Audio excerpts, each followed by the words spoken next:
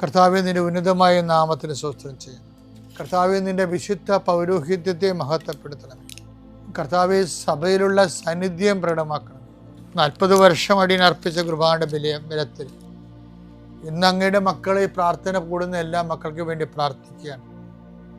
കർത്താവെ, മനസ്സ് വേദനിക്കുന്ന എല്ലാ വിഷയങ്ങളും, അവരുടെ മനസ്സ് വേദനിപ്പിക്കുന്ന എല്ലാ വ്യക്തികളും ഇപ്പോഴും ഈശോയുടെ നാമം നിർവീര്യമാകട്ടെ.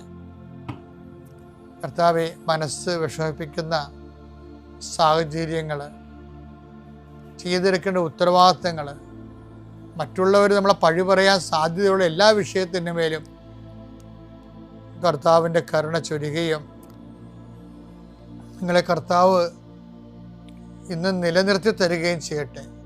നിങ്ങൾ പോകുന്ന വഴികൾ, കണ്ടുമുട്ടുന്ന വ്യക്തികൾ, ചെയ്യുന്ന കാര്യങ്ങൾ, യാത്ര ചെയ്യുന്ന വാഹനങ്ങൾ, ഒപ്പിടുന്ന പേപ്പറുകൾ, കൈമാറുന്ന രേഖകൾ, കഴിക്കുന്ന മരുന്ന് എല്ലാം മാതാവിൻ്റെ മധ്യസ്ഥതയിൽ യേശുനാമത്തിൽ അനുഗ്രഹിക്കപ്പെടുകയും നീ ദൈവത്തെ അനുഭവിക്കാൻ ഇന്ന് നിന്നെ സഹായിക്കുകയും ചെയ്യട്ടെ.